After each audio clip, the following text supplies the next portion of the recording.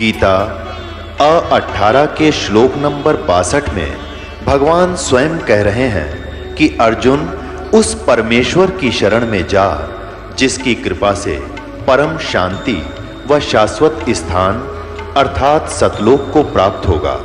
वो परमेश्वर कौन है, कहां है, कैसा है, जानने के लिए कृपया अवश्य सुनिए जगत गुरु तत्वदर्शी संत रामपाल जी महाराज के अमृत वचन। परम पिता परमात्मा पूर्ण ब्रह्म सारी सृष्टि के रचनहार कबीर परमेश्वर जी, ये हम सभी आत्माओं के जनक हैं, हम सब के पिता हैं। वो परमात्मा हमारे हितैषी हैं। वो स्वयं ही यहाँ आकर के हमें जानकारी देते हैं कि तुम सभी आत्माएं यहाँ के रहने वाले नहीं हो। ये स्थान आपका निज स्थान नहीं है। आप इस अस्थायी सटे को परमानेंट सटे मान चुके हो, जबकि आपको ये पता भी है कि यहाँ ना कोई रहा और ना कोई रहेगा। उसके पश्चात भी आपको चिंता नहीं। इसके विषय में परमात्मा कहते हैं, कबीर ये माया अटपटी सब गट आण अड़ी, किस किस को समझाऊं या कुए भांग पड़ी। इस झूठे सुख को सुख कहे ये मान रहा मन मोद, ये सकल चबीना काल का कुछ मुख में कुछ गोद। पृथ्वी पति चकवे गए जिनके चक्र चलंत, रावण सरीखे कौन गिने ऐसे गए अनंत। परमात्मा हमें याद दिलाते हैं कबीर परमेश्वर जी के आप जिस लोक में रह रहे हो ये लोक ठीक नहीं है। यहाँ पर आप कोठी बंगले बनाने में, कार और अन्य संपत्ति की व्यवस्था करने में पूरा मानव जीवन लगा देते हो, और उस दौरान आपके साथ ना जाने कितनी घटनाएं घट जाती हैं, कितनी आपदाओं का सामना आपको करना पड़ता है। किसी का पुत्र मर जाता है, किसी की पुत्री विधवा हो जाती है, किसी को किसी व्यवसाय में घाटा होने से टेंशन का सामना करना पड़ता है। कोई भी प्राणी इस 21 ब्रह्मांड के जो काल का लोक है इसमें कोई सुख ही नहीं है और कोई स्थायी नहीं है। परमात्मा से परिचित जो महापुरुष हुए हैं उन्होंने और स्वयं परमेश्वर कबीर जी ने आकर के यहाँ की वास्तविकता हमें बताने की चेष्टा की है, लेकिन हम अज्ञान से इतने परिपूर्ण हो चुके थे कि हमने परमात्मा के उस ज्ञान को स्वीकारा नहीं। अब दया करी है परमात्मा ने आप जी को पहले शिक्षित किया। नहीं, आप पिछला इतिहास देख सकते हो, किसी भी युग में कोई प्रजा शिक्षित नहीं होती थी। केवल एक ब्राह्मण वर्ग होता था जो शिक्षा ग्रहण किया करता था और सदग्रंथों को जानने के लिए ही वो शिक्षा ग्रहण किया करते थे। संस्कृत भाषा ही मूल थी और अन्य प्रजा उन अपने धार्मिक गुरुओं से अध्यात्म ज्ञान सुनकर अपना जीवन निर्वाह किया करते थे। तो अब आपको शिक्षित किया इसलिए कि आप जिन सदग्रंथों को आप सत्य मानते थे, हमारे धर्मगुरु उन्हीं सदग्रंथों के विपरीत ज्ञान दिया करते थे।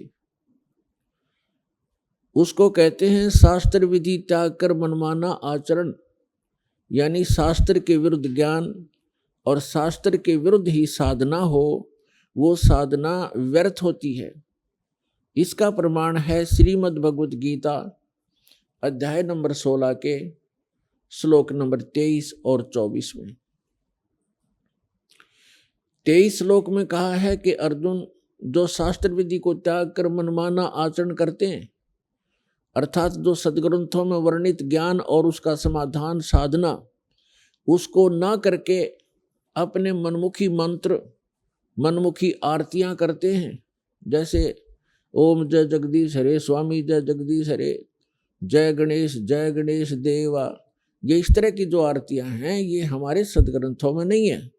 सदग्रंथों की पहचान भी आपको बताएंगे, सदग्रंथ कौन कौन से हैं, और बहुत बार पहले भी आपको सदग्रंथों के जानकारी दी है कि मूल सदग्रंथ कौन कौन से हैं जो गॉड गिवन हैं, और जो ऋषि मुनियों के बनाए ग्रंथ हैं वो कौन कौन से हैं, वो पुराण हैं, उपनिषद हैं, और गॉड गिवन कौन से सदग्रंथ हैं, जो चारों पवित्र वेद, पवित्र श्रीमद् भगवद गीता और पवित्र सूक्ष्म वेद, जो complete God given complete spiritual knowledge है, पूर्ण परमात्मा के द्वारा दिया हुआ संपूर्ण अध्यात्म ज्ञान है, वो सूक्ष्म वेद है। उस सूक्ष्म वेद को हमारे धर्मगुरु समझ नहीं सके, इस दास पर दया करी है उस सूक्ष्म वेद को समझने और समझाने की। तो जो सदग्रंथों के विपरीत साधना करते हैं वो शास्त्र विधि को त्याग कर मनमाना आचरण है। सदग्रंथ आपको बताई दिया, सूक्ष्म वेद, पवित्र चारों वेद, पवित्र श्रीमद् भगवद गीता। इसके अतिरिक्त जो सदग्रंथ हैं वो किसी ऋषि मुनि के दिए हुए ग्रंथ हैं। यदि वो वेदों से मेल खाते हैं वो ज्ञान तो सही है, उसके अतिरिक्त जो ज्ञान उनके अंदर है वो उनका अपना है, वो यथार्थ ज्ञान नहीं है। तो यहाँ गीता अध्याय नंबर 16 श्लोक 23 में कहा कि शास्त्र विधि को त्याग कर जो मनमाना आचरण करते हैं, मनमानी साधनाएं करते हैं, उनको न तो कोई सुख होता है, न कोई उनको सिद्धि प्राप्त होती है, और न ही उनकी गति होती है, अर्थात व्यर्थ, यूजलेस। तो क्या फायदा ऐसे डले डोण का जिससे कोई लाभ ही नहीं होना हो। तो इसलिए 24वें श्लोक में श्रीमद् भगवद गीता अध्याय 16 के 24वें श्लोक में तुरंत कहा है, इससे तेरे लिए अर्जुन कर्तव्य और अकर्तव्य की व्यवस्था में सदग्रंथ ही प्रमाण है। यानी सदग्रंथों को आधार मानकर जो संत साधना बताता हो उसी को स्वीकार कीजिए, अन्य शास्त्र विरुद्ध साधना बताने वालों को तुरंत त्याग दीजिए। वो अपना भी जीवन नष्ट कर रहे हैं और श्रद्धालुओं को भी मिसगाइड कर रहे हैं। तो जिन महापुरुषों को परमात्मा मिले, क्योंकि परमात्मा के गुणों में वेद प्रमाणित करते हैं कि वो परमेश्वर स्वयं अपने निज स्थान से चल कर आता है। परमात्मा परमेश्वर ऊपर के लोक में रहता है, सत्यलोक में, और वहां से चलकर आते हैं सहशरीर, यहाँ अन्य रूप धारण कर लेते हैं और अच्छी आत्माओं को मिलते हैं जो दृढ़ भक्त होते हैं, उनको उपदेश देते हैं, यथार्थ ज्ञान समझाते हैं और फिर अपने से परिचित कराते हैं। सतलोक अपने निज स्थान ले जाकर उनको वापस छोड़ते हैं। और वो परमात्मा 3 सतिथि में हमारी केयर टेक करते हैं, हमारी देखभाल करते हैं। एक रूप में वो स्वयं रहते हैं सतलोक के अंदर, वहाँ परमात्मा वहाँ भी नर आकार हैं, और यहाँ आते हैं तो भी परमात्मा नर आकार ही होते हैं। तो सतलोक में जो परमात्मा के शरीर की स्थिति है वो मनुष्य दृश्य हैं, मनुष्यवत हैं। उनके शरीर का जो तेज है, नूर है। एक रोमकूप में, एक रोम कहते हैं बाल को, एक बाल में, एक रोम में करोड़ सूर्य, करोड़ चंद्रमा, इन दोनों की मिलीजुली रोशनी हो, उनका जो तेज हो, परमात्मा के एक बाल की इतनी रोशनी है, तो फिर शेष बॉडी की कितनी होगी, अंडरस्टूड है। ये तो वहाँ परमात्मा एक रूप में ऐसे रोल करते हैं, ओवरऑल कंट्रोलर और ओवरऑल क्रिएटर के रूप में वहाँ विराजमान है। वो परमात्मा जो बनारस में, काशी में धानक रूप में, जुल्हा रूप में यहाँ रहे थे अभी कलयुग में, सन 1398 से और सन 1518 तक 120 वर्ष रहे थे। वही परमात्मा उस असंख्य ब्रह्मांड के कंट्रोलर के सिंहासन पर विराजमान है, उस तख्त पर विराजमान है, उसके विषय में आंखों देखा उन महापुरुषों ने बताया है, जिनको परमात्मा मिले और सचखंड लेकर गए, फिर वापस छोड़ा। आदरणीय गरीबदास साहिब जी उनमें से एक महापुरुष हैं। उन्होंने कहा कि अनंत कोट ब्रह्मांड का एक रति नहीं भार, और सतगुरु पुरुष कबीर हैं ये कुल के सर्जनहार। हम सुल्तानी नानक तारे दादू को उपदेश दिया, जात दुल्हा भेद नहीं पाया, वो काशी माहे कबीर हुआ। ये काशी में दुल्हा रूप में जो रहे थे परमात्मा, ये असंग ब्रह्मांड के स्वामी हैं। हम इनको पहचान नहीं सके क्योंकि हमने परमात्मा की परिभाषा ही गलत सुन रखी है। कोई निराकार बताता है, कोई साकार कहता है, तो श्री राम और कृष्ण, विष्णु और शंकर भगवान तक हमारी बुद्धि सीमित कर रखी थी। इसलिए हम लाल को पहचान नहीं सके। हम 10 के नोट की भी कदर जानते हैं, हम 100, 500 और 1000 के नोट को भी खूब पहचानते हैं, लेकिन हम लाल से परिचित नहीं है। आज भी परिचित नहीं है। यदि यहाँ कोई लाल डाल दिए जाएं, आप उनको छोड़कर चले जाओगे, और 1000 का नोट पड़ा हो तुरंत उठाओगे।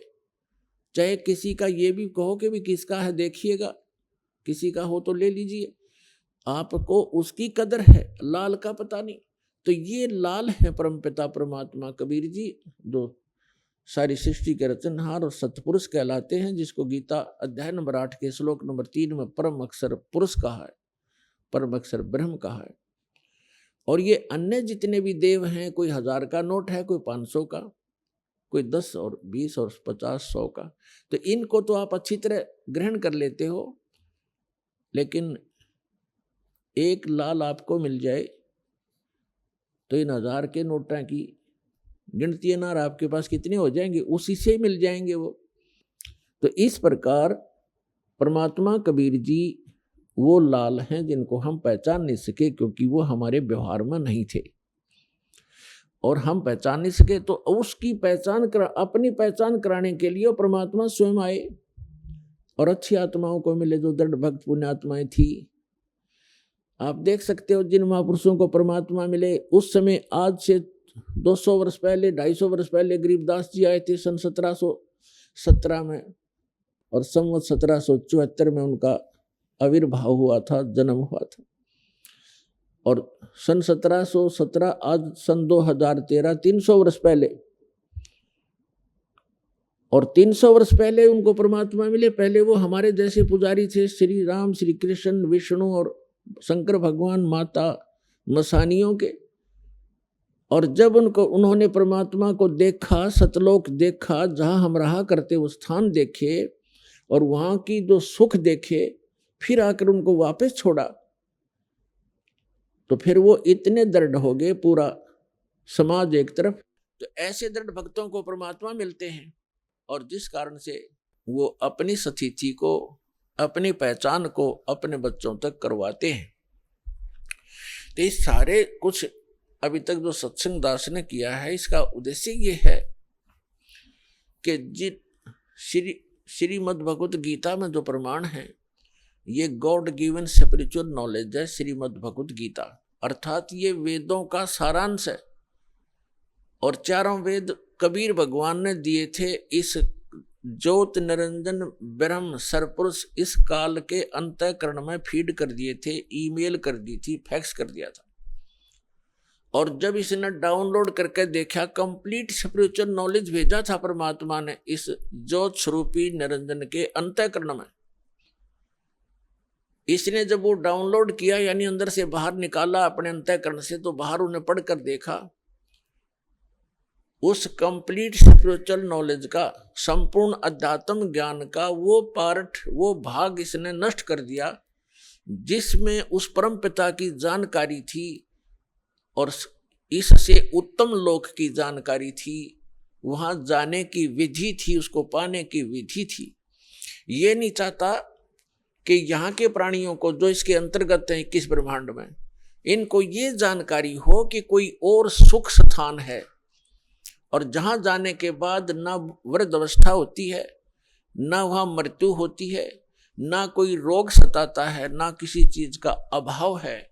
सब सुख पदार्थ आपको वहां बगैर किए ही प्राप्त होंगे। और पुण्यात्माओं, हमारी यहाँ चेष्टा प्रत्येक प्राणी की ये है कि हम काम ना करें, हम मेहनत परिश्रम कम करें और सुविधाएं सारी हों। इसलिए हम अपने बच्चों को पढ़ाते हैं, स्वयं भी पढ़ते हैं, पढ़ा करते थे कि हम बड़े अधिकारी बने और हम काम कुछ ना करें, घंटी बजाएं, नौकर आए और जो वस्तु चाहे वो खाएं, ऐसी तनख्वाह हो, कार हो, कोठी हो और सुविधाएं सारी हो। तो ये यहाँ नहीं हो सकती। यहाँ तो चाहे राष्ट्रपति बन जाए, उसने भी दिन में बहुत सी मीटिंग अटेंड करनी पड़ेंगी, नहीं तो उसको जीने नहीं दे पब्लिक, उसकी व्यवस्था है। तो इसी प्रकार सतलोक में जाने के बाद वो सुख होगा जिसकी हम खोज यहाँ कर रहे हैं। वृद्धावस्था वहां नहीं है, वहां केवल युवा शरीर रहेगा।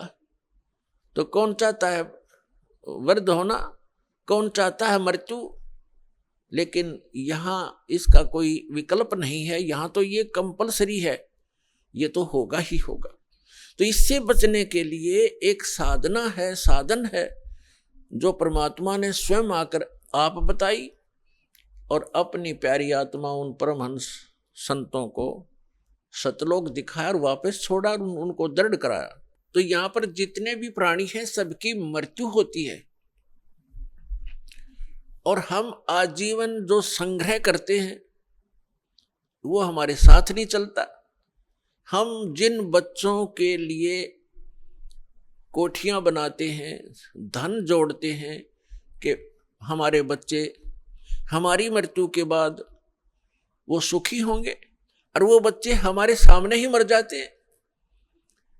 ऐसे बहुत से प्रमाण, ये दुखदायी घटनाएं हम समाचार पत्रों में भी सुनते हैं, टीवी पर भी देखते हैं। एक पूरा परिवार एक सत्संग सुनकर आ रहा था किसी संत का, तो उसमें इतना पक्का याद नहीं दास को कि 12 सदस्य थे पूरे परिवार के या 13 थे। उनमें से एक घर पे था और बाकी 11 या 12 सत्संग सुनने गए हुए थे, सत्संग सुनकर आ रहे थे, दुर्घटनाग्रस्त हो गए। पूरा का पूरा परिवार मारा गया, छोटे पोता पोतियां से लेकर बच्चों तक। एकला वृद्ध रह गया वो, जिसने सारी उम्र ये सोची थी घना धन इकट्ठा कर लूं, मेरे बच्चे सुखी होंगे, हम तो चलो मर जाएंगे, मेरे पोता पोती तो सुखी होंगे। पोता पोती पहले चले गए। तो यहां काल ने आपको धोखे में रखा हुआ। फिर दूसरा कारण यह है कि सत्संग, संत की शरण में सत्संग सुनते हैं प्राणी, तो उनको ऐसी आपदाओं का सामना नहीं करना पड़ता। तो वो संत और सत्संग और उसकी साधना में कोई त्रुटि है जिस कारण से प्रोटेक्शन नहीं होता। और दूसरा कारण ये होता है कि संत भी सही हो, साधना भी ठीक हो, लेकिन अपने में कोई त्रुटि हो, हम नियमों का पालन ना कर रहे हो, उससे क्या होता है, फिर नाम खंडित हो जाता है। उस कारण से भी प्राणी साधक होते हुए हानि उठा लेता है, क्योंकि उसका प्रोटेक्शन समाप्त हो जाता है। जो पावर कनेक्शन उसको मिला हुआ था वो न मिलने से वो पावर वाला काम बंद हो जाता है, उसको सारी सुविधाएं बंद हो जाती हैं। जैसे आपका बिजली का कनेक्शन कट जाता है तो ना पंखा चले, ना एसी चले, ना कूलर काम करे, ना कोई पंप चले, ना कोई हैंड पंप चले, यानी सब सुविधाएं बंद हो जाती। इस प्रकार परम संत हो, साधना शास्त्र अनुकूल हो और साधक मर्यादा में रहे, फिर ये आपदा नहीं आया करती। पूर्ण परमात्मा सत्य पुरुष की साधना करने वाले साधक पर ये आपदाएं नहीं आ सकती। दुर्घटना में मृत्यु, अकाल मृत्यु या कोई अन्य दुख नहीं आने देंगे भगवान, जहाँ हमारी समर्पित भाव से साधना होगी और सत्य साधना होगी। तो फिर भी जो कहने का तात्पर्य दास का आज जो उद्देश्य है ये ज्ञान कराने का, कि हम जिन सुविधाओं को एकत्रित करने में, जोड़ने में सारा जीवन लगा देते हैं, और फिर भी हम भी छोड़ चले जाते हैं और बच्चों का भी पता नहीं हमारे सामने ही मृत्यु हो जाए। तो ये गंदा लोक है, ये लोक ठीक नहीं। अभी तक हमें इसका अल्टरनेट नहीं था। अल्टरनेट था तो इतना था कि स्वर्ग चले जाएंगे, स्वर्ग से आगे हम नहीं जानते थे। परमात्मा कबीर जी ने आके अपनी महिमा, अपना स्थान स्वयं बताया है कि एक स्थान ऐसा है जहां जाने के बाद साधक फिर लौटकर संसार में नहीं आता। ये परमात्मा ने आके बताया 600 वर्ष पहले, और उसके बाद भी उस परमात्मा के सूक्ष्म वेद में वर्णित ये ज्ञान है जो परमेश्वर ने, कबीर जी ने स्वयं अपने मुख से बोला, जिसको कबीर वाणी कहते हैं, जिसको सच्चिदानंद घन ब्रह्म की वाणी कहा है। उसमें वर्णित किया मालिक ने, और हमारे वेद और गीता में वर्णित है। हम नहीं समझ सके क्योंकि हमारे टीचर अल्पज्ञ थे, हमारे धर्मगुरु अल्पज्ञ थे, उनको सदग्रंथों का ज्ञान कति नहीं था। तो उस परमात्मा ने आके स्वयं बताना पड़ा वही ज्ञान, और जिन महापुरुषों को परमात्मा मिले उन्होंने भी यही ज्ञान कराया, लेकिन उसको हम समझ नहीं सके, जिस कारण से अभी तक परमात्मा के आने से पहले तक हमें केवल स्वर्ग से आगे कोई बताने वाला नहीं था। और अब हम पता चला इन सदग्रंथों से और परमेश्वर के सूक्ष्म वेद से और जिन महापुरुषों को परमात्मा मिले उनकी अमृतवाणी से, के स्वर्ग में गए हुए प्राणी भी जन्म मृत्यु में ही रहते हैं। और जिनको हम इष्ट रूप में पूजा करते थे, श्री विष्णु जी, श्री शंकर जी, ब्रह्मा जी को तो हम पूजते नहीं थे, लेकिन आदर की दृष्टि से अवश्य देखते थे। इन तीनों का नाम हम टिप्स पर रखते थे, ब्रह्मा विष्णु महेश। ये स्वयं नासवान है जिनको हम इष्ट मानकर पूजते थे। तो जिस नासवान इष्ट की हम पूजा करेंगे तो क्या होगा, हम उसके लोक में चले जाएंगे। ये सामीप्य जो है मुक्ति प्राप्त होती है, यानी अपने इष्ट के लोक में उनके समीप रहा करेंगे। तो जब हमारे इष्ट ही मरेंगे, उनकी भी मृत्यु होगी, तो फिर वो तो जन्म मृत्यु फिर बनी रही, तो स्थायी स्थान नहीं हुआ वो। तो जो आज प्रसंग है कि जिस लोक में हम रह रहे हैं ये लोक अच्छा नहीं है, और हमें केवल स्वर्ग तक का ही ज्ञान हमारे धर्म गुरुओं ने कराया।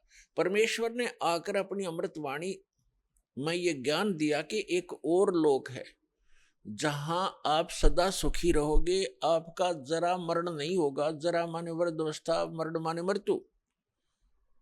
लेकिन वो ज्ञान हमारे गले उतरा नहीं, क्योंकि हम अपने धर्म गुरुओं पर, विशेषकर हिंदू धर्म के में जन्मे हम प्राणी, अपने धर्म गुरुओं पर पूर्ण विश्वास किया करते थे कि ये संस्कृत के मास्टर हैं और सभी सदग्रंथ संस्कृत भाषा में लिपिबद्ध हैं।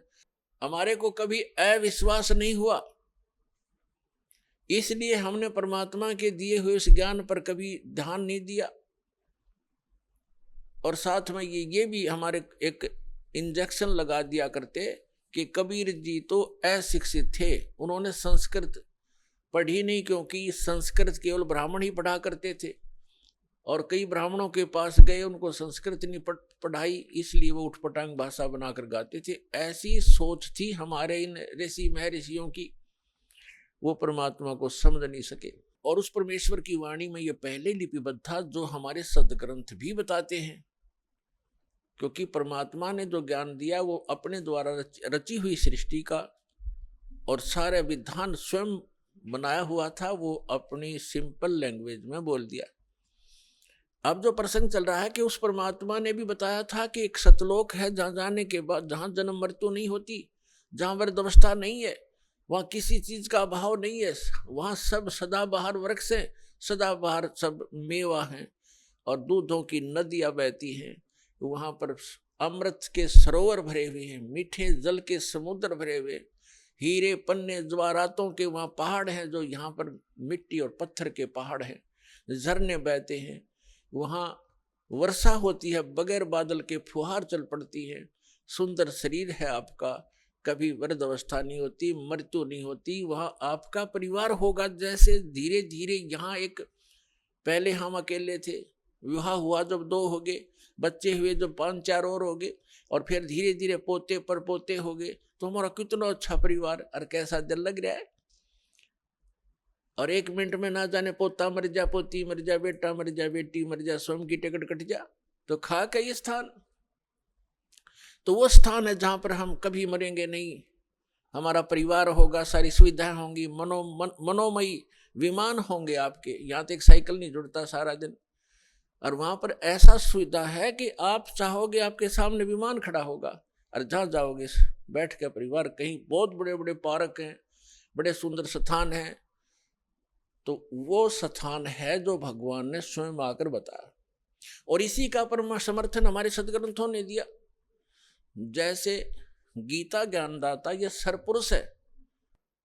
श्रीमद् भगवत गीता अध्याय नंबर 15 के श्लोक नंबर 16 और 17 में 3 पुरुष हैं। पुरुष माने प्रभु, स्वामी, मालिक, ब्रह्म कहो, पुरुष कहो, भगवान कहो, राम कहो, साहिब कहो। ये 3 पुरुष बताए, एक सरपुरुष, एक अक्षर पुरुष। और 15वें अध्याय के गीता के 15वें अध्याय के 17वें श्लोक में सरपुरुष और अक्षर पुरुष से कोई और बताया जो श्रेष्ठ भगवान है, पुरुषोत्तम है। उत्तम पुरुष है तू अन्य परमात्मा इति उदाहरते। जिसको परमात्मा कहा जाता है वास्तव में वो पुरुष तो इन दोनों से, सरपुरुष और अक्षर पुरुष से कोई अन्य है,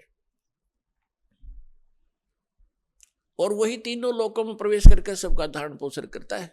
ये 3 पुरुष है, 3 प्रभु हैं। सरपुरुष इसको ब्रह्म बोलते हैं, हमारे ऋषि मुनि इसको ब्रह्म कहा करते हैं, और संतों ने इसको सरपुरुष, सरब्रह्म, ज्योत निरंजन, काल की संज्ञा दी है परमेश्वर कबीर जी ने, और उन्हीं से परिचित महापुरुषों ने भी यही उनको बताया। तो दूसरा अक्षर पुरुष है, इसको दूसरे शब्दों में परब्रह्म भी कहते हैं, अक्षर ब्रह्म भी कहते हैं। जो सरपुरुष है जिसको ब्रह्म कहते हैं, जो काल है, वो केवल 21 ब्रह्मांड का प्रभु है, स्वामी है, मालिक है, राम है, खुदा है, अल्लाह है, साहिब है। वो कंप्लीट गॉड नहीं है, केवल 21 ब्रह्मांड का स्वामी है। एक ब्रह्मांड के अंदर पृथ्वी लोक, पाताल लोक, स्वर्ग लोक, और नीचे के तल अतुल रसातल आदि ये, और ऊपर के जैसे विष्णु जी का लोक, शिव जी का लोक, ब्रह्मा जी का लोक, धर्मराय का लोक, और एक ऊपर जो ब्रह्म लोक के अंदर डिवीजन है कई, उसमें भी भाग हैं। तो वो सारे मिला के एक ब्रह्मांड में एक ब्रह्मलोक भी है, एक मानसरोवर भी है। तो ये सारा मिला करके एक ब्रह्मांड है। ऐसे ऐसे 21 ब्रह्मांड है इस सरपुरुष के, काल के, जिसके लोक में हम रह रहे। ये इतना ही प्रभु है, इतना ही स्वामी है। और दूसरा अक्षर पुरुष है। गीता अध्याय नंबर 15 के श्लोक नंबर 16 में 2 पुरुष हैं। अक्षर का अर्थ होता है जिसका नाश ना होता हो, अविनाशी। लेकिन ये अविनाशी लगता है लेकिन अविनाशी नहीं है। अक्षर पुरुष भी अविनाशी नहीं है, लेकिन इसको कहा गया है अविनाशी, अक्षर पुरुष। इसलिए 15वें अध्याय के 17वें श्लोक में कहा है कि उत्तम पुरुष है तू अन्य परमात्मा इति उदाहरते है। उत्तम पुरुष, श्रेष्ठ पुरुष तो इन दोनों से, सरपुरुष और अक्षर पुरुष से कोई और है। और जिसको परमात्मा, परमात्मा माने श्रेष्ठ आत्मा, वो पुरुषोत्तम तो कोई और है इन दोनों से। जिसको परमात्मा यानी श्रेष्ठ आत्मा, परमात्मा का सीधा सा अर्थ होता है जो केवल सुख दे, दुख ना दे। जो दुख दे वो परमात्मा कैसे रह गया, श्रेष्ठ आत्मा कैसे हो गया? तो हमने डेफिनेशन का भी नहीं पता था आज तक उस गॉड की जिसकी हम पूजा करने जा चले थे और पूजा कर रहे थे। तो हम ऐसे ही धूल अंधेरे में घूम रहे थे, जंगल में भटका रखे थे, हमें कोई रास्ता नहीं था। तो इसमें लिखा फिर ये लोग चरम आविष्य विवर्ती अवय ईश्वर है, जो तीनों लोकों में प्रवेश करके सबका धारण पोषण करता है, वो है अविनाशी परमात्मा, अवय ईश्वर, वो है अविनाशी। ऊपर वाले को अक्षर पुरुष को भी अक्षर का अर्थ वैसे अविनाशी होता है, लेकिन ये रिजेक्ट कर दिया यहाँ पर कि इन दोनों से अन्य है जो वास्तव में अविनाशी है। अब इस सारी डिटेल को समझाएंगे आज के सत्संग में। पहले जो प्रसंग चल रहा था कि वो परमात्मा ही आकर स्वयं ज्ञान देता है। और उसने आकर के हमें बताया कि इससे हटकर कोई और स्थान है जहां आप पहले रहा करते थे और अपनी गलती के कारण आप बालकपन करके आप यहां आ गए, गंदे लोक में फंस गए। अब यहां से जाने का विकल्प आपके पास नहीं रहा, ना किसी ऋषि महर्षि और संत और ब्रह्मा विष्णु महेश को भी यहां से वापस जाने के मार्ग का पता नहीं। उसके लिए परमात्मा स्वयं आते। जो प्रसंग चल रहा था कि परमात्मा तीन, अब जो ये प्रसंग चल रहा है इसको थोड़ा सा यहाँ करते हैं। तो परमात्मा तीन स्थिति में बताया आपको कि जो सतलोक में रहता है जहां हम रहते थे, वहां करोड़ सूर्य करोड़ चंद्रमा मिला दे उनका ऐसा एक रोम का प्रकाश है।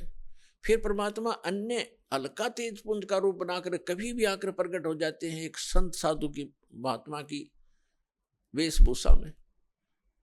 और तीसरी स्थिति जो सेकंड या तीसरी स्थिति है, सेकंड स्थिति परमात्मा की यह है, प्रत्येक युग में वो एक शिशु रूप धारण, वहां से चलकर आते हैं सहस्रीर कमल के फूल पर, एक सरोवर के अंदर कमल के फूल पर शिशु रूप धारण करके विराजमान होते हैं। वहां से निसंतान संपत्ति जिनके बच्चे नहीं होते उठा ले जाता है और फिर उसकी परवरिश वहां होती है। फिर धीरे धीरे 5 वर्ष की आयु में ही वो बड़े बड़े विद्वानों के छक्के छुड़ाना शुरू कर देते अपने अध्यात्म ज्ञान के आधार से।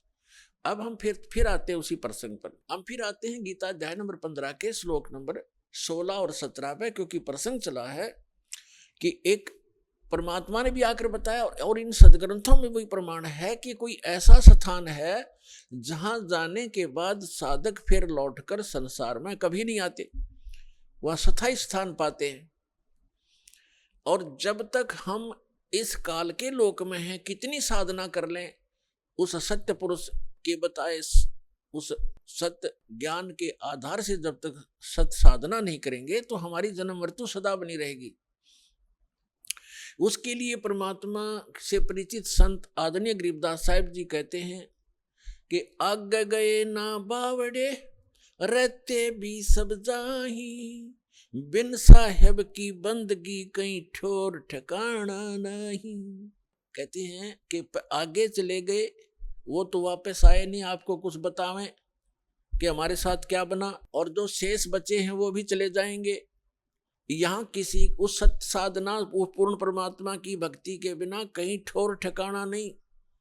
जैसे आज आप चाहे प्रधानमंत्री बने हो किसी देश के और मृत्यु होगी, कोई पुण्य किया है उसके आधार से आप स्वर्ग जाओगे इस जीवन में, तो स्वर्ग के अंदर अपनी पूंजी को समाप्त होते ही आपकी ऐसी मृत्यु होगी जैसे यहाँ हो गई। तो यहाँ से चलो, फिर स्वर्ग में पुण्य समाप्त होते ही वहां से चलो, फिर नरक में अपना पाप भोगोगे, वहां कष्ट उठाओगे। जब वो समय पूरा होता है होते ही फिर कहेंगे चलो, वहां भी नहीं रख सकते। उसके बाद फिर गधा बने गधे का जीवन पूरा करते ही फिर चलो, फिर कुत्ता बनो, कुत्ते का जीवन पूरा होते फिर चलो मरो, और फिर मनुष्य बन गए फिर मरो, फिर वहां जाओ स्वर्ग में फिर चलो, खा के ये जीवन। तो ये चलो मिटेगी सतलोक में जाने से। और वो चलो ना तो ब्रह्मा की मिटी, ना विष्णु की, ना शिव जी की, और ना सरपुरुष की, ना अक्षर पुरुष की। केवल परम अक्षर पुरुष, परम अक्षर ब्रह्म है वो परमात्मा जो स्वयं वास्तव में अविनाशी है। उसकी साधना करने से भी साधक उस लोक में चले जाते हैं जहां प्राणी कभी नहीं मरते, कभी वृद्ध नहीं होते, और वहां सदा युवा शरीर रहता है और वापस लौटकर इस गंदे लोक में फिर नहीं आते। श्रीमद् भगवत गीता अध्याय नंबर 2 के श्लोक नंबर 12 में, अध्याय नंबर 4 के श्लोक नंबर 5 और 9 में, गीता अध्याय नंबर 10 के श्लोक नंबर 2 में, ये गीता ज्ञानदाता अर्थात सरपुरुष कह रहा है। ये गीता का ज्ञान श्री कृष्ण जी में प्रवेश करके ये सरपुरुष बोल रहा है, काल बोल रहा है, जिसका ये स्वयं प्रमाण दे रहा है गीता अध्याय नंबर 11 के श्लोक नंबर 32 में कि अर्जुन मैं काल हूं और इन सभी लोगों का नाश करने के लिए, सभी योद्धाओं का नाश करने के लिए मैं अब प्रवृत्त हुआ हूं। अब श्री कृष्ण में प्रकट हुआ हूं, मैं बढ़िया हूं, इसमें प्रवेश हुआ हूं। श्री कृष्ण ने पहले कभी नहीं कहा मैं काल हूं, नहीं तो श्री कृष्ण तो पहले ही वहां खड़े थे, अब कैसे ये कैसे कहते कि मैं अपरिवर्त हुआ हूं। ये दास का सत्संग है, सीडी बना रखी है कि श्रीमद् भगवद गीता का ज्ञान किसने दिया, उससे आप डिटेल जान सकते हो। अब प्रसंग दूसरा है, यहाँ ये विषय अब शॉर्ट आउट नहीं करूंगा, अन्य जो विषय वही करूंगा। तो इसने ये खुद कहता है कि अर्जुन तेरे और मेरे बहुत जन्म हो चुके हैं, तू नहीं जानता मैं जानता हूं। और मेरी उत्पत्ति को, उत्पत्ति माने जन्म को, इसका जन्म तो हुआ ही है, ना देवता जानते ना ऋषि जानते, क्योंकि ये सब मेरे से ही उत्पन्न हुए हैं, इनका आदि कारण मैं हूं। और गीता अध्याय नंबर 10 के श्लोक नंबर 3 में तुरंत कहता है कि मैं अजन्मा हूं। अजन्मा क्योंकि जब श्री कृष्ण जी में बोल रहा है उस समय उसका जन्म नहीं हुआ, जब तो भूत की तरफ उसको प्रवेश है, वो ठीक कह रहा है मैं अजन्मा हूं, मैं अज हूं। अब मैं जन्म लेकर नहीं आया श्री कृष्ण जी की तरह, मैं तो इसमें वैसे प्रकट होकर बोल रहा हूं, बाकी ये नहीं कि वो अविनाशी हूं, अविनाशी है वो। अब पता चलेगा वो कितना उसका समय है, कैसा पीरियड है उसका जीवन का। अब जो प्रसंग है, जैसे श्री मद देवी भागवत यानी देवी पुराण के अंदर सचित्र मोटा टाइप गीता प्रेस गोरखपुर से प्रकाशित, जो हिंदू समाज के श्रद्धालु शिरोधार्य हैं और अपने सबके घरों पर रखी हैं, जो जरा सी भी भगवान में आस्था रखता है, उसके तीसरे सकंद में 123 पृष्ठ पर विष्णु जी स्वयं स्वीकार करते हैं अपनी माता दुर्गा की, वो स्तुति कर रहे हैं कि तुम शुद्ध स्वरूपा हो, ये सारा संसार तुम ही से उद्भासित हो रहा है, मैं ब्रह्मा और शंकर आपकी कृपा से ही विद्यमान है, हमारा तो आविर्भाव माने जन्म और तिरोभाव माने मृत्यु हुआ करता है, हम अविनाशी नहीं है। और स्वयं विष्णु जी कह रहे हैं कि आप ही प्रकृति देवी हो। भगवान शंकर कहते हैं कि जब ब्रह्मा जी विष्णु जी के बाद ब्रह्मा जी आपसे उत्पन्न हुए, तो क्या मैं आपका पुत्र नहीं हुआ, तमोगुणी लीला करने वाला। तो कहने का भाव ये है कि ये भी नासवान है, इनकी जन्म मृत्यु होती है, इनकी जीवनी में लिखा है, अभी आपको सुनाया। यदि हम विष्णु जी की पूजा करते हैं, श्री कृष्ण जी की करते हैं या श्री राम की करते हैं, तो हम विष्णु जी की पूजा कर रहे हैं। और हम शंकर जी की पूजा करते हैं, तो हम जैसे विष्णु जी की पूजा करेंगे, विष्णु जी के लोक में जाएंगे, स्वर्ग के अंदर। उनका स्वर्ग समझो एक रेस्टोरेंट है, प्रत्येक उसके अंदर डिस्ट्रिक्ट के अंदर होता है, प्रत्येक शहर में होते हैं रेस्टोरेंट। वो जैसा शहर जिस तिथि का है उसमें वैसे ही रेस्टोरेंट उपलब्ध होते हैं।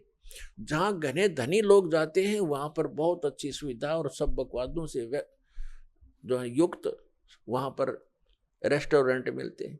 तो जितने ज़्यादा पुण्यकर्मी प्राणी होंगे उनको जिस लोक में वो जाएंगे वो अच्छा रेस्टोरेंट देंगे, उनको अच्छी सुविधाएं प्राप्त होंगी, उनकी जेब कटेगी खुद की, पैसे उनके अपने खर्च होते हैं जो रेस्टोरेंटों में जाते हैं। तो पुण्य समाप्त होंगे उन साधकों के, वो समाप्त होते ही फिर नरक के अंदर डाले जाएंगे। क्योंकि जब तक हम पूर्ण परमात्मा सत्य पुरुष की साधना नहीं करते, सत्य गुरु से लेकर सत्य साधना नहीं करते, तब तक हमारी या चलो चलो मिटे नहीं और जन्म मृत्यु सदा बनी रहेगी। और दोनों ही कर्म भोगने पड़ेंगे, तब तक हमने पुण्य भी भोगने पड़ेंगे और पाप भी भोगने पड़ेंगे। पुण्यों के लिए स्वर्ग रेस्टोरेंट है और पाप के लिए नरक वो जेल है, और फिर जन्म मृत्यु सदा बनी रहेगी। तो इसका विकल्प अब पता चला, इसका अल्टरनेट का पता लग गया है, इसका समाधान हो सकता है। तो हमने ये ग्रहण करना चाहिए और अपना कल्याण कराना चाहिए। अब जो प्रसंग चल रहा है कि गीता ज्ञान दाता कहता है मेरी भी जन्म मृत्यु होती है, अर्जुन तेरी भी होती है। ये ब्रह्मा विष्णु महेश का पिता है और दुर्गा इनकी माता है, ब्रह्मा विष्णु महेश की। श्री दुर्गा जी इनकी माता है और ये सरपुरुष गीता ज्ञानदाता ये काल, ये श्री ब्रह्मा श्री विष्णु श्री शिव जी के पूज्य पिताजी। अब ये भी नासवान, इनका पिता भी नासवान। ये खुद कहता है, अर्जुन गीता ज्ञानदाता कहता है अध्याय नंबर 2 के श्लोक 12 में, गीता अध्याय नंबर 4 के श्लोक 5 और 9 में, गीता अध्याय नंबर 10 के श्लोक नंबर 2 में कि अर्जुन तेरे और मेरे बहुत जन्म हो चुके हैं, तू नहीं जानता मैं जानता हूं। और फिर ये अपनी साधना बताता है, और इसलिए ये कहता है कि गीता अध्याय नंबर 18 के श्लोक नंबर 62 में, गीता अध्याय नंबर 15 के श्लोक नंबर 4 में कि अर्जुन तू सर्वभाव से उस परमेश्वर की शरण में जा।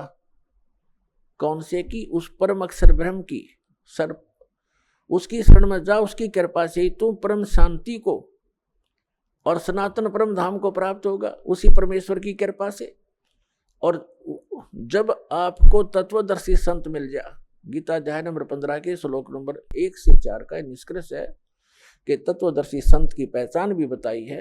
फिर उसके बाद बताया कि उसके पश्चात परमेश्वर के उस परम पद की खोज करनी चाहिए, जहां जाने के बाद साधक फिर लौटकर कभी संसार में नहीं आते।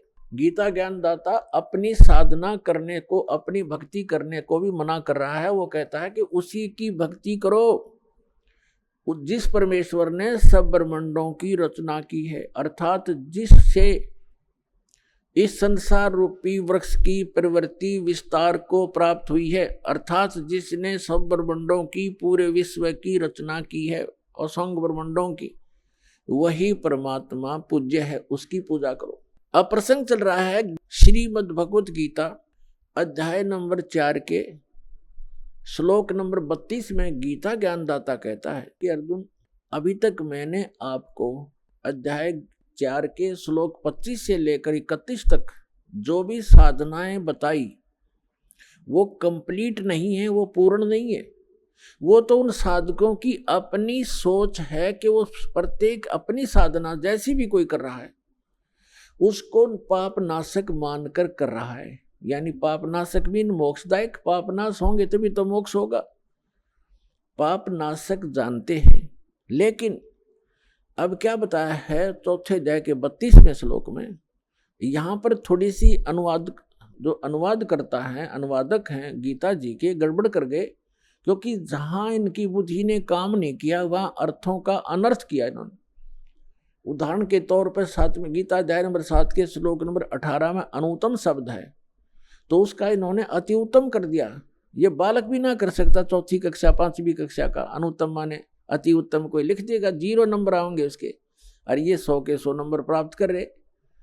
ये अज्ञानी अनुवादक और ऋषि महर्षि। इसी प्रकार गीता अध्याय नंबर 18 के श्लोक नंबर 66 में एक वर्ज शब्द है। वर्ज का अर्थ जाना होता, आना नहीं होता। जैसे इंग्लिश वर्ड गो है, तो गो का अर्थ आना नहीं हो सकता, जाना ही होता है। कहीं पर भी लिखा हो चाहे इसमें समास और फलाना, ये बकवास है, इनकी अपनी अज्ञानता का प्रमाण है उनका। वो गलत बताते हैं हमारे को कि ऐसे बनता है ऐसे बनता है, ये इनकी क्योंकि अज्ञानी व्यक्ति कुछ ना कुछ तगड़मबाजी तो करेगा। तो इस प्रकार इन्होंने अनर्थ कर दी। यहाँ पर भी गीता अध्याय नंबर 4 के श्लोक नंबर 32 में एक ब्रह्मणे शब्द है, ब्रह्मणे मुखे, इन्होंने यहाँ कर दिया ब्रह्मणे मुखे का अर्थ अनुवादकों ने, सभी ने कर दिया वेद की वाणी में, जबकि यहाँ करना था सच्चिदानंद घन ब्रह्म की वाणी में विस्तार के साथ सभी धार्मिक अनुष्ठानों यज्ञों की जानकारी कही गई है। वो सच्चिदानंद घन ब्रह्म की वाणी में ब्रह्मणे मुखे, ब्रह्मणे का अर्थ होता है बड़ा भगवान। यही ब्रह्मणे शब्द है गीता अध्याय नंबर 17 के श्लोक नंबर 23 में, ओम तत्सत इति निर्देश है ब्रह्मणे त्रिविध समर्थ है। तो वहां ब्रह्मणे शब्द है, तो उस ब्रह्मणे शब्द का वहां उन्होंने सही अनुवाद कर रखा है, सच्चिदानंद घन ब्रह्म कर रखा है। तो यहां भी सच्चिदानंद घन ब्रह्म ही होना चाहिए था।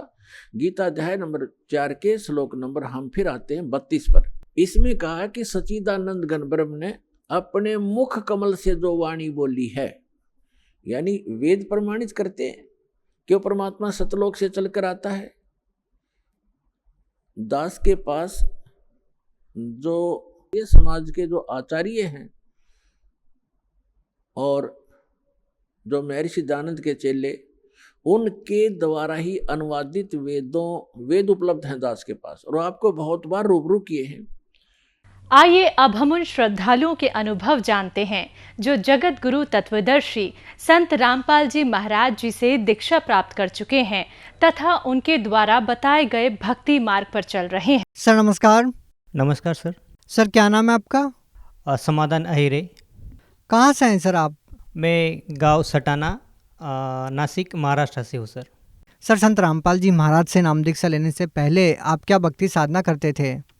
सर हम महाराष्ट्रियन होने के कारण वारकरी संप्रदाय में मुझे पकड़ के तीसरी जनरेशन है हमारी जो वारकरी संप्रदाय में चल रही थी। मेरे दादा थे, मेरे पिताजी थे और हम सब वारकरी संप्रदाय में विठोबा महाराज, जो ज्ञानेश्वर, तुकाराम महाराज, इनको हम पूछते थे सर।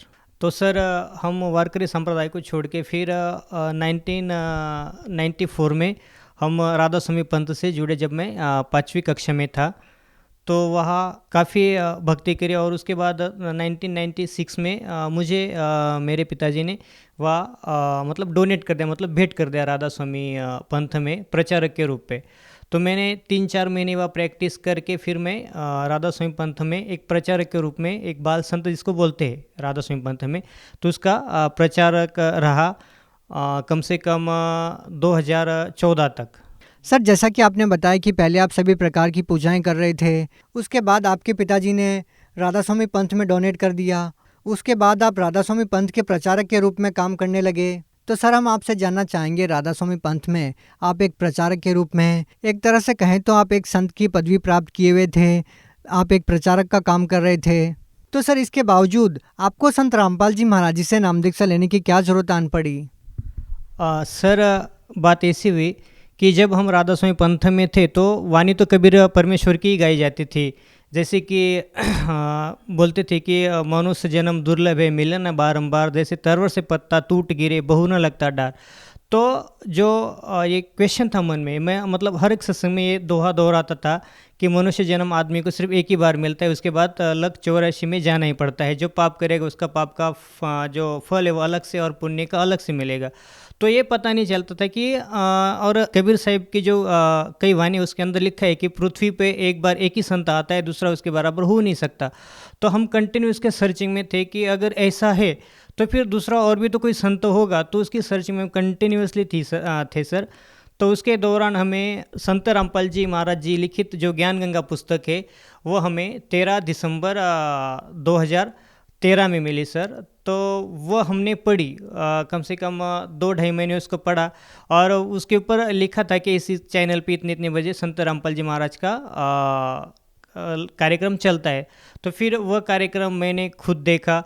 देखने के बाद जब मतलब कुछ शुरू में उटपटांग सी बातें लगती थी कि जैसे कि कबीर साहब खुद भगवान है, उसके बराबर कबीर साहब ने पूरी सृष्टि की रचना करी है, तो ये थोड़े गले उतरते नहीं थे। लेकिन जब धीरे धीरे जैसे जैसे सत्संग में देखता गया, बातें सुनता गया संत रामपाल जी महाराज जी की, तो उसके दौरान मुझे पता चला कि वाकई कबीर साहब पूर्ण परमात्मा है। और फिर एक जिज्ञासा मन में बने कि क्यों ना हम संत रामपाल जी महाराज जी से जुड़े। तो हमने क्या करा कि टीवी चैनल के नीचे जो पट्टी आती थी उसके ऊपर एक नंबर लिखे होते थे, तो उस नंबर पे मैंने डायल करा। तो फिर 7 फरवरी 2014 में हमने संत रामपाल जी महाराज जी से गुरु मंत्र प्राप्त किया। तो सर जैसा कि आपने बताया कि आप पहले राधा स्वामी पंथ के प्रचारक के रूप में काम कर रहे थे और अब आपने संत रामपाल जी महाराज जी से नाम दीक्षा ले ली है, तो सर हम आपसे ये जानना चाहेंगे कि आपको संत रामपाल जी महाराज जी के ज्ञान में व राधा स्वामी पंथ के ज्ञान में क्या भिन्नता नजर आई? सबसे बड़ी भिन्नता तो ये है कि राधा स्वामी पंथ में मैं खुद प्रचारक के नाते मैं खुद लोगों को बताता था, और जो हमारे राधा स्वामी पंथ में जो गुरु थे संत ठाकुर सिंह जी महाराज, तो वो बताते कि परमात्मा निराकार है, वो बॉडीलेस, मतलब उसका कोई बॉडी नहीं है। और संत रामपाल जी बताते हैं कि परमात्मा साकार है, वह सशरीर है, मनुष्य सदृश है। और जो हिंदू धर्म के जो ऑथेंटिक्स ग्रंथ है उसके अंदर लिखा गया है कि परमात्मा सशरीर है, वो एक मनुष्य जैसा है, ये फ़र्क है। और दूसरा जो पूजा की विधि राधा स्वामी पंथ में 3-3 घंटे बैठ के ध्यान लगाना पड़ता था, और 1 घंटा दोनों कानों में ऐसी उंगलियां दबा के कान दबा के वो जो धुन थी अंदर की, तो वो सुनने को बोलते थे। और ये सब चीज़ें हमें कहीं ना कहीं मतलब राधा स्वामी पंथ में अच्छी नहीं लगी। और जो संत रामपाल जी महाराज जो ज्ञान देते थे तो वेदों के अनुसार देते थे। और जबकि राधा स्वामी पंथ में ना तो किसी गीता का आधार लिया जाता है, वो तो बस सुने सुनाई और कबीर परमात्मा की वाणी के ऊपर ही वो कुछ थोड़ा बहुत विश्लेषण बताते हैं। जबकि संत रामपाल जी महाराज 4 वेद 7 शास्त्र 18 पुराण इसका जो निचोड़ निकाल के और जो शास्त्र शुद्ध ज्ञान है वो बताते, ये डिफरेंस मेरे को लगा। तो राधा स्वामी पंथ में जब भी हमें कोई प्रॉब्लम होती थी तो जब हम अपने गुरु से पूछते थे, संत ठाकर सिंह महाराज जी से, तो गुरु जी हमें ये प्रॉब्लम क्यों रही, तो वो बताते थे कि बेटा ये प्रॉब्लम पाप कर्म दंड जो है वो भोगने से ही समाप्त होता है। जबकि संत रामपाल जी महाराज और जो अपने वेद है उसके अंदर लिखा गया है कि परम संत रामपाल जी महाराज बताते हैं कि पूर्ण संत जो होता है वो पाप घोर से घोर पाप कर्मों को भी वो काट देता है। और वेद में उसका प्रमाण भी है। संत रामपाल जी महाराज वेदों के अनुसार बताते हैं कि पूर्ण परमात्मा साधक की अगर आयु कम भी हो तो वो भी अपने वो आयु भी बढ़ा देता है और घोर से घोर पाप भी वो काट देता है। सर, जैसा कि सभी लोग जानते हैं कि हिंदू धर्म में एक मान्यता है कि गुरु नहीं बदलना चाहिए, गुरु बदलना पाप है। तो सर, पहले आपने राधा स्वामी पंथ के संत ठाकर सिंह जी महाराज से आपने नाम दीक्षा ले रखी थी और अब आपने संत रामपाल जी महाराज जी को गुरु बना लिया है। तो सर, आपको कहीं ना कहीं ये नहीं लगता कि गुरु बदल के आपने कोई पाप किया? नहीं सर, मुझे तो ऐसा बिल्कुल नहीं लगता। अगर उदाहरण ही देना चाहे, अगर एक गांव का डॉक्टर है, फैमिली डॉक्टर है, अगर मुझे बुखार है, अगर बुखार नहीं उतर रहा तो डॉक्टर मेरे को 1-2 दिन वहाँ रखेगा और नेक्स्ट दिन मेरे को बोलेगा कि भाई तेरा बुखार नहीं उतरा तो अगले डॉक्टर के पास जा। अगर उससे भी वो बीमारी ठीक नहीं होती तो और अगले डॉक्टर के पास वो रेफ़र कर देता है। उसी प्रकार अगर एक संत से हमें पूर्ण ज्ञान हमारी तसल्ली या वेदों के अनुसार अगर मैच नहीं करता है तो गुरु बदलना कोई पाप नहीं। जैसे दत्तात्रेय ने 24 गुरु किए थे, तो इस प्रकार मुझे तो कहीं नहीं लगता कि गुरु बदलना पाप है। तो सर, ये तो रही ज्ञान की बात, लेकिन हम आपसे ये जानना चाहेंगे सबसे पहले कि जब आपने संत रामपाल जी महाराज जी से नाम दीक्षा ली तो क्या संत रामपाल जी महाराज जी से नाम दीक्षा लेने के बाद, उनके द्वारा दी गई भक्ति को करने के बाद, क्या आपको कोई आध्यात्मिक लाभ भी मिले? जी बिल्कुल सर, सबसे बड़ा आध्यात्मिक लाभ मोक्ष का जो मार्ग था। सिर्फ राधा स्वामी पंथ में बताया कि मोक्ष मोक्ष मोक्ष, लेकिन मोक्ष का कोई अता पता नहीं था। लेकिन संत रामपाल जी महाराज के शरण में आने से हम श्योर हो गए कि हमारा 100% मोक्ष होगा ही होगा। और दूसरा जो लाभ है कि संत रामपाल जी महाराज के शरण में आने से पहले हम मानसिक रूप से काफ़ी परेशान रहते थे और मुझे कहीं ना कहीं लगता था कि पेट में कुछ गड़बड़ है। तो मैंने बहुत सारे डॉक्टरों को दिखाया लेकिन इसका कोई इलाज ही नहीं हुआ। लेकिन जो नासिक के जो सुप्रसिद्ध डॉक्टर है, डॉक्टर प्रकाश जोशी करके, जिनकी 6-6 7-7 महीना अपॉइंट लेके भी नंबर नहीं लगता, तो मैंने वहाँ नंबर लगाया। 6 महीने बाद मेरा नंबर वहाँ आया। जब मैं गया तो उन्होंने बोला कि तुम्हारी इंडोस्कोपी करनी पड़ेगी। जब मेरी इंडोस्कोपी करी तो जो रिपोर्ट है वो बिल्कुल नॉर्मल है, उसमें कोई दिक्कत नहीं आई। फिर हमारे डॉक्टर बोले कि आपको जो मानस रोग तज्ञ है तो उनके पास आपको ले चलना चाहिए। तो फिर उसी दिन वो मेरे को उस डॉक्टर मूले करके है तो उनके पास भी लेके गए। तो मैंने कम से कम 6-7 महीने वो मानसिक रूप की जो दवाइयाँ होती है तो वो भी मैंने खाई, लेकिन वहाँ कोई किसी प्रकार का मेरे को लाभ नहीं हुआ। लेकिन जब मैंने संत रामपाल जी महाराज की शरण ग्रहण करी तो सभी जो दुख, जो व्याधि थी, जो बीमारियाँ थी, वो परमात्मा की संत रामपाल जी महाराज जी की दया से सब नष्ट हो गई। सर, मैं आज पूरी तरह स्वस्थ हूँ और किसी प्रकार का कोई शारीरिक कष्ट नहीं है। तो और सबसे बड़ा एक लाभ, आर्थिक लाभ ऐसा हुआ सर जी कि जो मल्टीनेशनल कंपनी वाईके लैबोरेटरीज करके, तो उसके लिए लोग BSc एग्री करके जो स्टूडेंट है, जो लोग हैं, तो वो तरसते उस जॉब के लिए। संत रामपाल जी महाराज की दया से मुझे आज मैं रीजनल सेल्स मैनेजर के महाराष्ट्र के पद पे उचित। तो मेरे को कंपनी सारे फैसिलिटीज़, अच्छी तनख्वाह दे रही। और जब मेरे को कोई देखता है, जब मैं किसी के साथ डील करता हूँ तो सामने वाला मेरे को देख के हक्का बक्का रहता है कि यार तेरे को इतनी बड़ी पहुँच कैसी क्या मिल गई। ये बस संत रामपाल जी महाराज जी की दया है। जिस जॉब के लिए लोग अच्छे पढ़ाइयाँ करके, अच्छे डिग्री करके 3-3 4-4 साल भटकते, लेकिन मैंने बस एक दिन मन ही मन प्रार्थना की कि हे भगवान, मेरी भी एक हे गुरुदेव, मेरी भी एक प्रार्थना है कि मैं भी एक बार नौकरी में ट्राई करके देखूं। तो बस ऐसे ही एप्लीकेशन किया और संत रामपाल जी महाराज जी की दया से वो मेरा एप्लीकेशन पास हो गया और मैं महाराष्ट्र का पूरा कृषि का पूरा काम आज मैं देख रहा हूँ। तो एक और लाभ हुआ, मेरी माता जी को ब्रेन ट्यूमर था, तो नासिक में बहुत सारे डॉक्टरों को दिखाया, शिरडी में दिखाया। तो उसके बाद हमें धुलिया देखा, जब धुलिया वाले ने हमें सीधा पूना हॉस्पिटल पुणे हमें रेफ़र कर दिया। जब माता जी को ले के हम वहाँ गए तो डॉक्टर ने सीधा जवाब दे दिया कि भाई अगर इसका हम ब्रेन का ऑपरेशन करते तो एक तो डेड हो सकती है, या तो उसको पैरालिसिस हो सकता है, या फिर उसकी जीवा वगैरह, मतलब उसका कोई ना कोई एक अंग तो खराब होना ही होना है। तो हमने संत रामपाल जी महाराज जी से फ़ोन पे प्रार्थना लगाई कि गुरुजी दास की माँ को ऐसी तकलीफ है और डॉक्टर ऐसा ऐसा बता रहे। तो संत रामपाल जी महाराज जी ने हमें आदेश दे कि बेटा डॉक्टर जैसा बोलते हैं वैसा करो, डॉक्टर की मानो। तो हमने डॉक्टर को बताया कि डॉक्टर हम श्योर है। तो डॉक्टर ने बोला कि इसको कम से कम 6-7 लाख रुपया तो खर्चा आना ही आना है और पेशेंट की कोई गारंटी नहीं है। तो हमने परमात्मा की जोत जलाई संत रामपाल जी महाराज जी के फ़ोटो के आगे और हमने कहा गुरुजी बस आपकी बेटी है, आप ही देखना। तो जब मेरी माता जी का सुबह मॉर्निंग में 7 बजे ऑपरेट चालू हुआ तो रात को 8 बजे तक मेरी माँ का ऑपरेशन, मतलब कुल मिला के 13 घंटे ऑपरेशन चला। और मेरी माँ जब ऑपरेशन थिएटर से बाहर आई तो डॉक्टर ने जब मेरे जीजा जी बाहर ही खड़े थे गेट पे, तो माता जी को पूछा कि ये कौन है, तो माता जी सीधा बोली कि मेरे दामाद जी है। तो ये सबसे बड़ा लाभ हुआ। और जब माँ थोड़ी थोड़ी बोलने लगी 1-1.5 महीने बाद, तो माँ ने हमें खुद बताया कि संत रामपाल जी महाराज मेरे सिराने खड़े रहे और मेरा एक हाथ दबा के रखा और कहा बेटी मैं तेरे साथ हूँ, तू डर मत। तो आज संत रामपाल जी महाराज के दया से हम अपनी माँ को अपनी आँखों से देखते हैं तो काफ़ी खुशी होती है और एक लगता है कि आज भी संतों रूप में भगवान इस पृथ्वी पे मौजूद है और इतने बड़े बड़े लाभ दे सकता है। संत रामपाल जी महाराज के अलावा और किसी संत के पास हमें ये चीज़ें नहीं मिली कि जो संत रामपाल जी महाराज हमें मुफ्त में दे दी। सर, जैसा कि आपने बताया कि पहले आप राधा स्वामी पंथ में एक प्रचारक के रूप में काम कर रहे थे, उसके बावजूद भी आपको कोई विशेष लाभ नहीं मिला, और उसके बाद जब आपने संत रामपाल जी महाराज जी से नाम दीक्षा ली तो आपको बहुत सारे लाभ मिले। तो सर, हम आपसे ये जानना चाहेंगे कि आज भी जो लोग राधा स्वामी पंथ में जुड़े हुए हैं उन लोगों को आप क्या संदेश देना चाहेंगे, क्या कहना चाहेंगे? हाँ, तो मैं सभी राधा स्वामी पंथ के सभी भाई बहनों से प्रार्थना करता हूँ कि मैं खुद एक राधा स्वामी का प्रचारक रहा हूँ, खुद संत ठाकुर सिंह महाराज की गोद में खिला हूँ, उनके साथ मैंने मतलब सब चीज़ें उनके साथ मैंने शेयर करी है।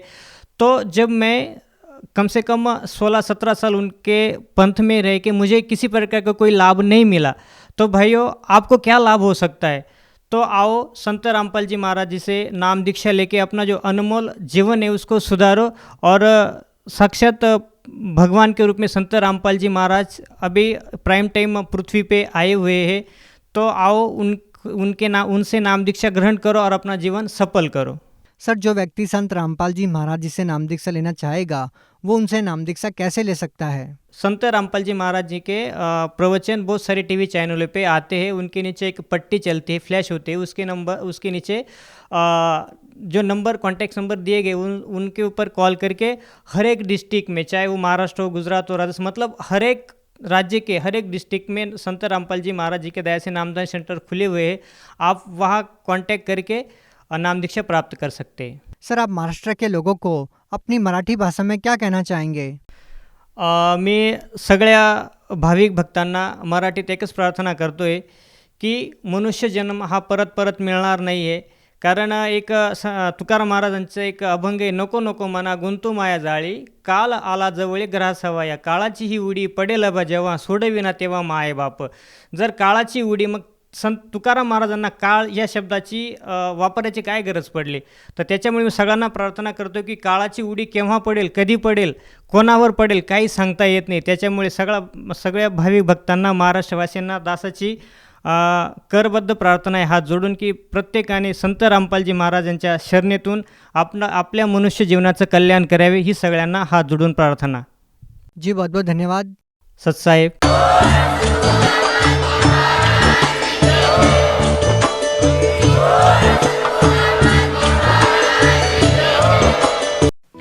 आप सुन रहे थे जगत गुरु तत्वदर्शी संत रामपाल जी महाराज के मंगल प्रवचन।